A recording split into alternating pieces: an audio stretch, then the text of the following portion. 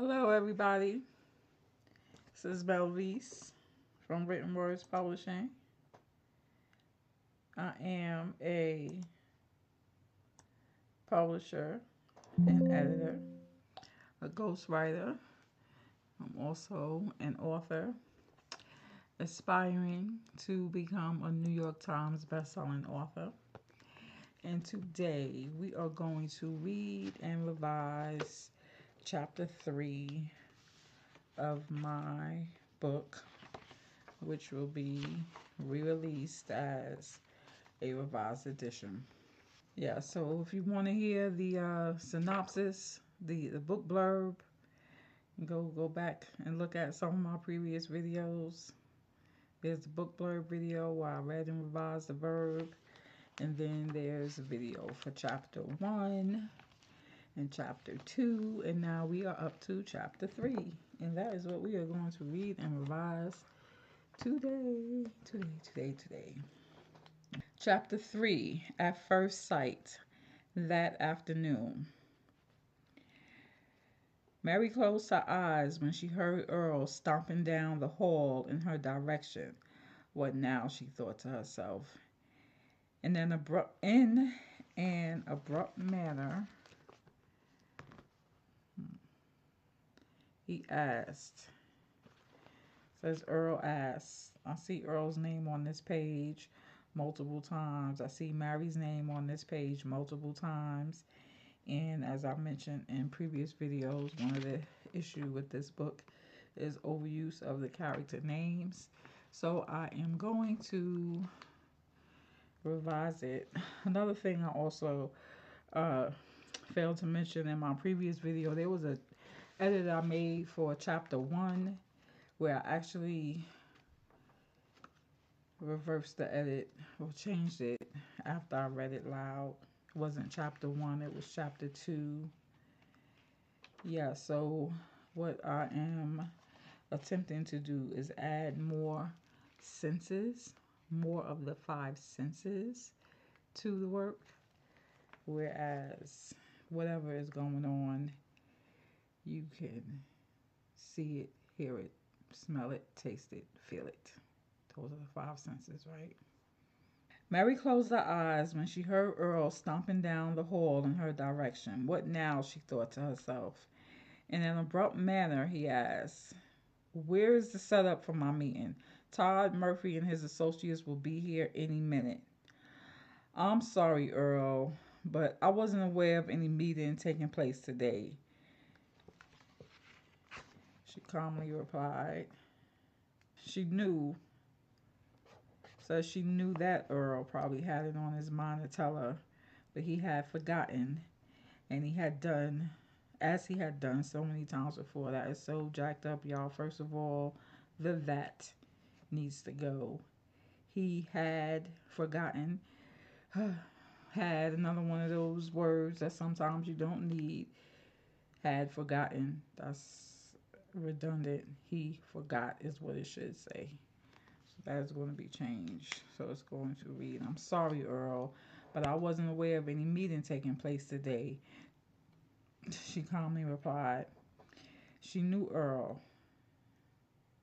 She knew he probably had it on his mind to tell her, but he forgot, as he had done many times before. "Don't hand me that." There's an exclamation point there that is going to be removed. As I mentioned in a previous video, exclamation points, you should not have more than 3 exclamation points throughout your whole entire book. Go back through your manuscript, and wherever you see an exclamation point, remove it. Especially if it says they shouted, exclaimed, screamed, yelled. If the action that the character took when they were speaking exemplifies that it was loud, it was a scream, it was a shout, it was a yell, then you don't need that exclamation point. So go back through your manuscript. You can search the exclamation point and remove them down to three instances, no more than three instances where you couldn't help but leave it there. Otherwise, delete all those exclamation points. That's just not good. Okay. Don't hand me that. I personally told you myself. Or maybe I told Kat to tell you. Nonetheless, I know you knew I was having a meeting today. Why isn't the conference room ready? Where's the food I requested? Mary tried to remain calm. You know what? I wonder if so Mary is the receptionist. But do I need to identify her as the receptionist? I don't think so, because as the chapter goes on, you pretty much know that that is her role. Okay. She tried to remain calm. See, so instead of saying she tried to remain calm there, that is a place where I could invoke one of the senses. Maybe say, let's see, if somebody's aggravating your nerves and you're trying to remain calm, what would you do? She took a deep breath. Mary took a deep breath and exhaled slowly. Yes, that's what I'm going to put there. I wasn't aware of a lunch meeting today. I'll call Shay K. Sheen and get something here in about an hour. How many people? I'm going to change an hour in about 1 hour. Earl cut her off. An hour? Todd Murphy will be here any moment. And another exclamation point. We're going to take that off. We already know Earl's character. He's yelling. I have had it up to here with you and your incompetence. When I hired you, I made it clear to you that all you had to do was sit here, answer the telephone, and give my clients a good first impression of JK. That's not hard, but you constantly display the attitude of a 16-year-old blonde in Beverly Hills. It says Earl barked, but I'm going to take out Earl barked. Please, please, Earl, there's no reason for this. I'm not in the mood for it today, Mary pleaded. I'm going to take out Mary pleaded. Not in the mood, not in the mood. I'm not concerned about your mood. You need to do what I pay you to do and do it right. That is, if you're capable of doing so, he sneered. I am more than capable of handling my responsibilities, and then some. Not if you ask me, said Earl. I'm going to take said Earl out. We don't need that. Mary ignored his sarcastic insult. Well, how about a sandwich platter from Sakari's? They can probably have it here in less than 20 minutes. Todd is a vegetarian. I don't care what you order. Just get it here fast, says Earl ordered. And I'm going to delete Earl ordered. We don't need that. There was an exclamation point there. We need to take that out too. The phone rang. Wait. The phone started ringing as Earl walked off. He abruptly turned around to face Mary.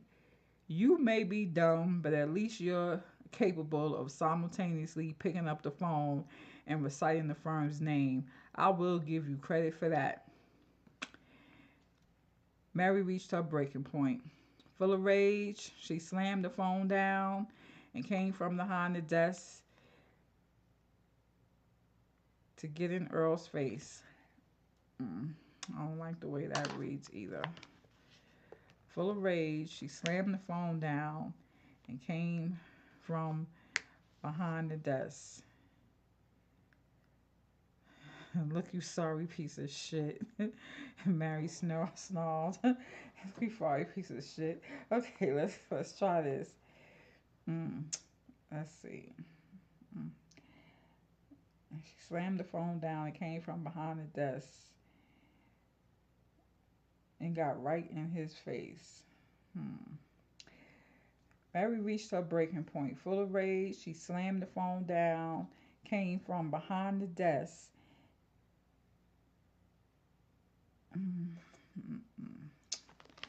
All right, y'all. I'm just going to highlight that sentence because I don't like the way that's flowing and I could write it better than that.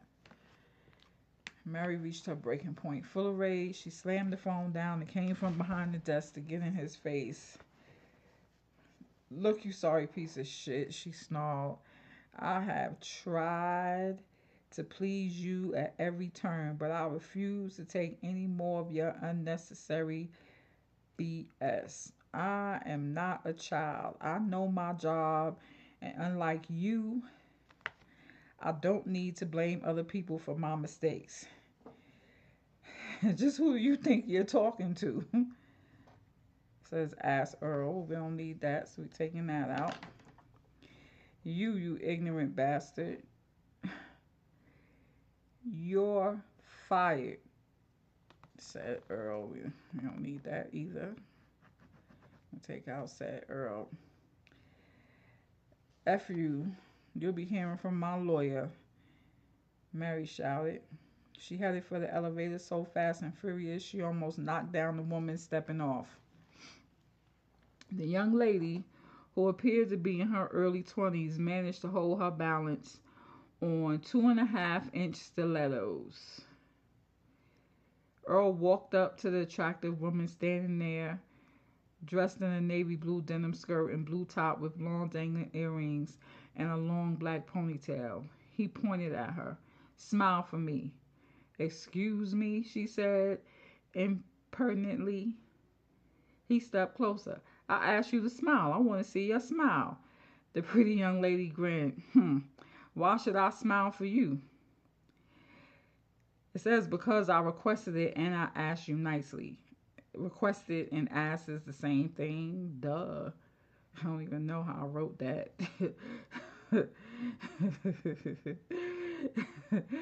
So we're going to change that to because I asked you nicely. He pleasantly responded. Well, since you put it so nicely, she said with a sultry smirk. Ah, that's perfect. How'd you like to make some money? Taking one step back, she cynically eyed him up and down. What kind of money? Doing what? Can you imagine if you stepped off the elevator, some man walked up to you and said, let me see you smile. Oh, I like your smile. You want to make some money? What you talking about? What kind of money? You doing what? Come with me. He grabbed her hand and led her toward the front desk. What is your name? Naomi. Says Naomi. She responded, but we don't need she responded. We'll take that out. I'm Earl Knight. I want you to sit here, answer this phone, and greet my clients. My tongue is twisted. I'm Earl Knight. I want you to sit here, answer this phone, and greet my clients with that pretty smile of yours. Can you do that? I suppose Earl cut her off. Good. Now call my secretary. She'll tell you everything you need to know. Who's your secretary? Naomi asked.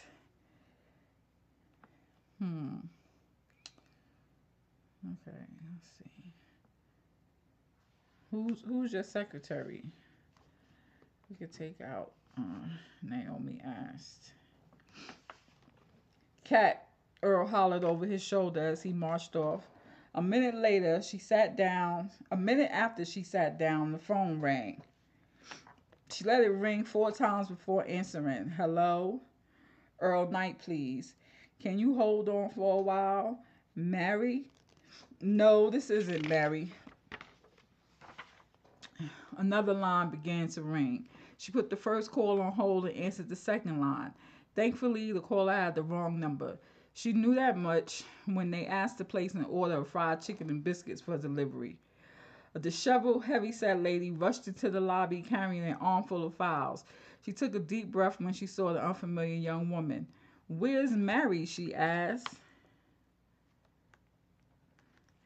I don't know who Mary is. I was told to look for Kat. Are you Kat? Yes, I'm Kat, she replied in a soft voice. Who are you and what are you doing behind the front desk? I'm Naomi. I think I'm the new receptionist. Mary is our receptionist and she was just here. Who hired you? Kat asked. Earl Knight, Naomi uttered. Knowing that the partners had recently interviewed a few ladies for receptionists, Kat took another deep breath, figuring that Mary must have finally followed through with her threat to quit. Now she would have to clean up Earl's mess as usual.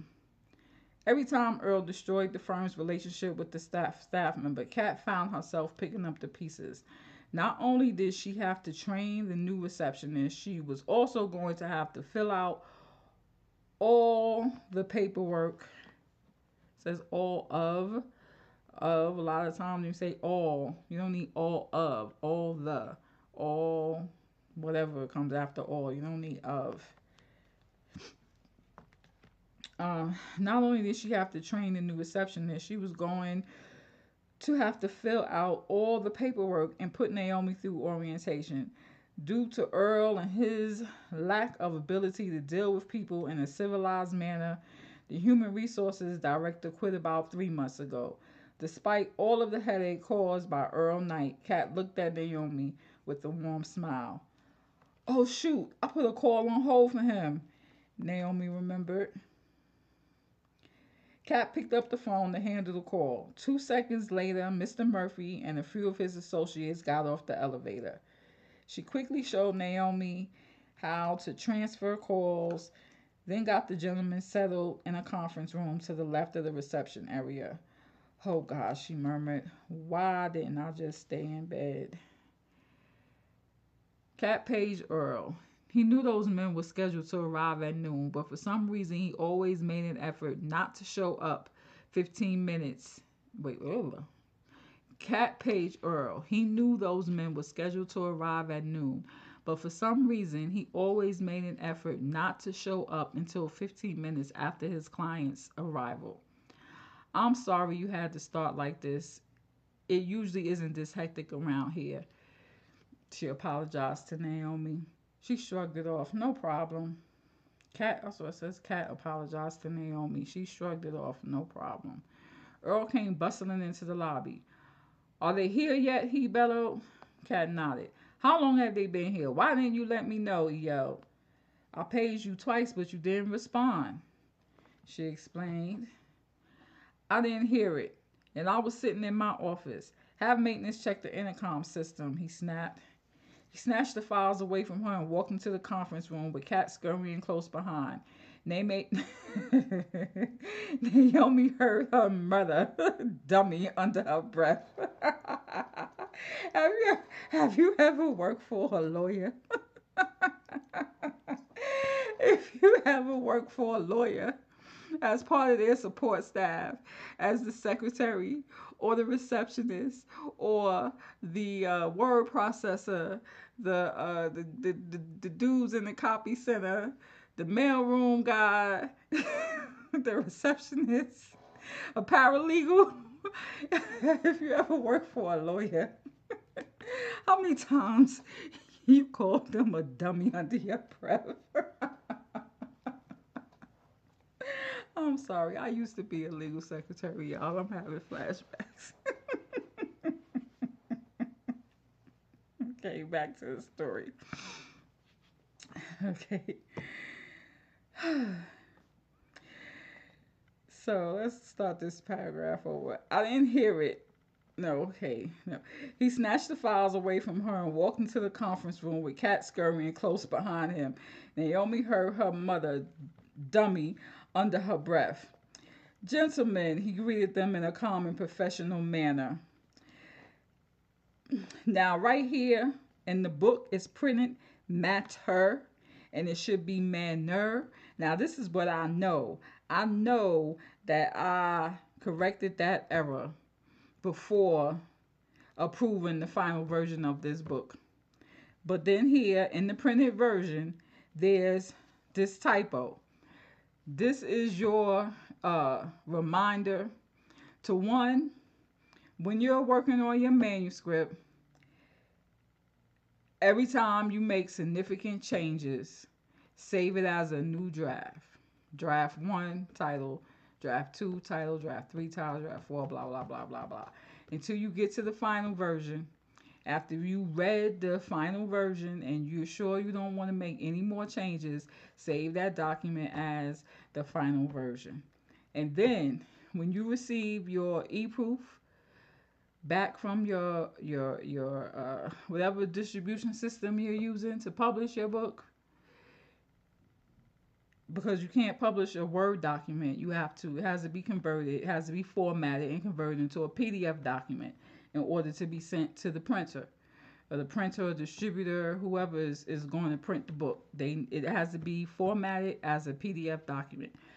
Read the PDF document, the whole entire PDF document, and make sure that that is indeed the final version of your book, and there was no confusion in between the time you approved the final version and the time that they what's the word I'm looking for? Converted it into a PDF document.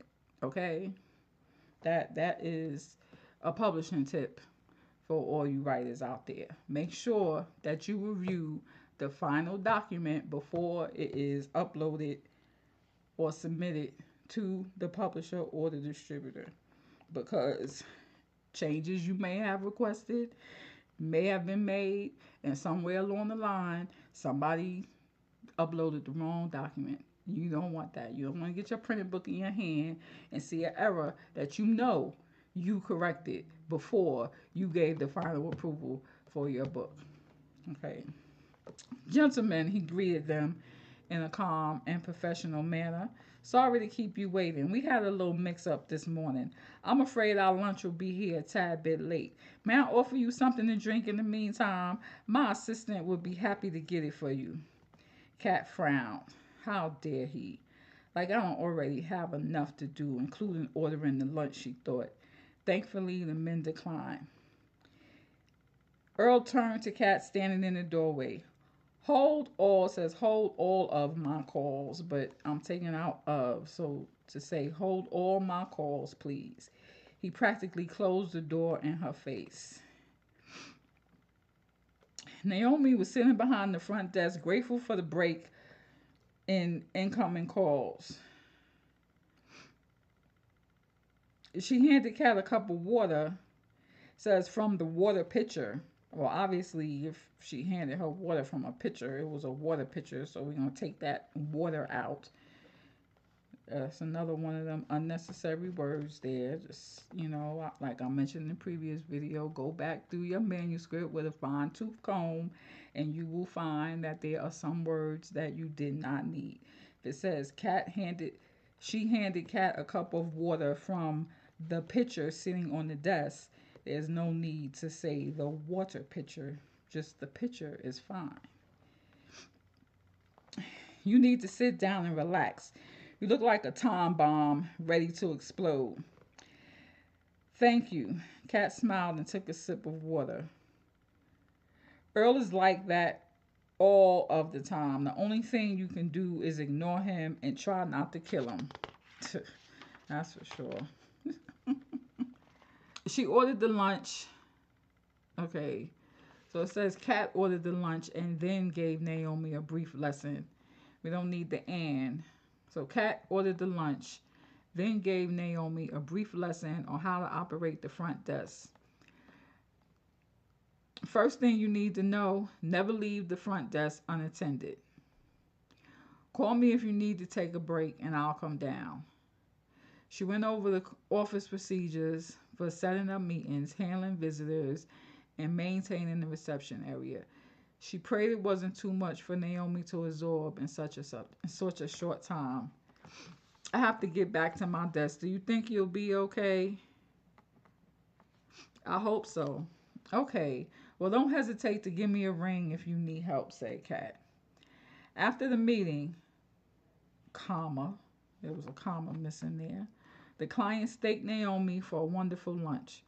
Earl escorted them out with a seemingly pleasant demeanor that quickly disappeared when the elevator door closed. He walked right past Naomi without saying one word. It was almost as if the events of the past 2 hours were a dream. And that is the end of chapter 3. Thank you for watching. Just be sure to like it if you enjoyed it. Just click like. You can drop me a comment.